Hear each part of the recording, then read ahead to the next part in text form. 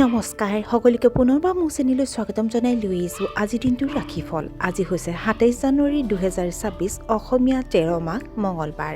আজি সূৰ্যোদয় সময় পুৱা ৫:৫৯ আৰু সূৰ্যাস্ত সময় ৪:৪৭। আজি হৈছে নৱমী তিথি আৰু শুক্লপক্ষ। আজি দিনটোৰ প্ৰথম ৰাশি হ'ল মেষ ৰাশি। আজি আপোনাৰ মেজাজ বৰ আনন্দময় হ'ব। আপোনাৰ খাদ্য পানীয়ত বিশুদ্ধতাৰ প্ৰতি বিশেষ গুৰুত্ব দিয়ক। আপুনি আধ্যাত্মিক চিন্তাৰ দ্বাৰা প্ৰভাৱিত হ'ব। আপোনাৰ খৰচৰ তুলনাত আপোনাৰ উপাৰ্জন বৃদ্ধি পাব। আপুনি বাধাপ্ৰাপ্ত প্ৰকল্প আৰম্ভ কৰিব পাৰে। আপোনাৰ জীৱনসংগীয়ে হয়তো তেওঁলোকৰ কেৰিয়াৰত ডাঙৰ সফলতা লাভ কৰিব। বৃষ ৰাশি। কৰ্মক্ষেত্ৰত ঊৰ্ধ্বতম বিষয়াৰ লগত তৰ্ক কৰাটো এৰাই চলক। আপুনি আপোনাৰ সুনামৰ বাবে চিন্তিত হ'ব। দীৰ্ঘ দূৰত্বৰ যাত্ৰা এৰাই চলিব লাগে। আপুনি কাহ আৰু চৰ্দিৰ সংক্ৰমণত ভুগিব পাৰে। আনক অনাকাংক্ষিত পৰামৰ্শ নিদিব। গৰ্ভৱতী মহিলাই নিজৰ স্বাস্থ্যৰ যত্ন ল'ব লাগে। মিথুন ৰাশি। আজি আপুনি নিজৰ কামত মনোনিৱেশ কৰা উচিত। ব্যৱসায়িক অংশীদাৰিত্বৰ পৰা আপুনি লাভৱান হ'ব পাৰে। ইয়াৰ ফলত আপোনাৰ আত্মবিশ্বাস বৃদ্ধি পাব। চৰকাৰী বিষয়ত আপুনি সফলতা লাভ কৰিব। নিবনুৱা ব্যক্তিয়ে চাকৰি বিচাৰি পাব পাৰে। স্থাৱৰ সম্পত্তি অধিগ্ৰহণৰ সম্ভাৱনা আছে। কৰ্কট ৰাশি। কৰ্মক্ষেত্ৰত প্ৰতিদ্বন্দ্বীসকলৰ ওপৰত আপুনি সুবিধা লাভ কৰিব। আপোনাৰ বৈবাহিক সম্পৰ্কত পাৰস্পৰিক সন্মান বৃদ্ধি পাব। আপোনাৰ পৰিয়ালত শান্তি আৰু সম্প্ৰীতি থাকিব। নতুন নতুন প্ৰকল্পৰ প্ৰতি আপুনি উৎসাহী হ'ব। আপোনাৰ সামাজিক স্থান উন্নত হ'ব। ঘৰুৱা সামগ্ৰী ক্ৰয় কৰিব পাৰে। সিংহ ৰাশি। আপুনি আজি এটা ডাঙৰ ব্যৱসায়িক চুক্তিত স্বাক্ষৰ কৰিব পাৰে। কৰ্মক্ষেত্ৰত আপোনাৰ ঊৰ্ধ্বতম বিষয়াসকলে আপোনাৰ ওপৰত অতিশয় সন্তুষ্ট হ'ব। আধ্যাত্মিক চিন্তাই আপোনাৰ মনত প্ৰবল প্ৰভাৱ পেলাব। শ্বেয়াৰ বজাৰত বিনিয়োগ কৰিলে লাভজনক হ'ব।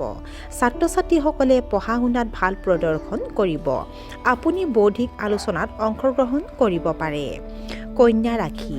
আপুনি বদহজম আৰু গেষ্ট্ৰিকৰ সমস্যাৰ সন্মুখীন হ'ব পাৰে। অতি গৰম বা ঠাণ্ডা খাদ্য খোৱাৰ পৰা বিৰত থাকক। আৰ্থিক লোকচানৰ সম্ভাৱনা আছে। গতিকে আজিৰ তাৰিখত কোনো ধৰণৰ ঋণ দিয়া বা লোৱাৰ পৰা আঁতৰি থাকক। তুচ্ছ কথাবোৰত বিচলিত নহ'ব।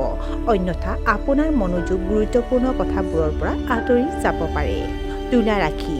কৰ্মক্ষেত্ৰত আপোনাৰ পৰিকল্পনা অনুসৰি সকলো চলিব। আপোনাৰ জীৱনশৈলী অতি উত্তম হ'ব। আপোনাৰ ব্যৱসায়ৰ অগ্ৰগতিৰ ওপৰত আপুনি সন্তুষ্ট হ'ব। মনোৰঞ্জনৰ বাবে টকা খৰচ কৰিব। আপোনাৰ আৰ্থিক অসুবিধাৰ সমাধান হ'ব। খাদ্যাভ্যাস নিয়ন্ত্ৰণত ৰাখক। বৃশ্চিক ৰাশি। আপুনি আপোনাৰ কেৰিয়াৰ সম্পৰ্কে গুৰুত্বপূৰ্ণ সিদ্ধান্ত ল'ব পাৰে। অৱশ্যে সকলো কাম নিজাববীয়াকৈ কৰিব লাগে। আপুনি হয়তো আপোনাৰ সন্তানক লৈ চিন্তিত হৈ আছে। ভাই ভনীৰ লগত কিছু উত্তেজনা হ'ব পাৰে। আপোনাৰ সহকৰ্মীসকল আপোনাৰ দ্বাৰা আৰ্থিকভাৱে লাভৱান হ'ব পাৰে।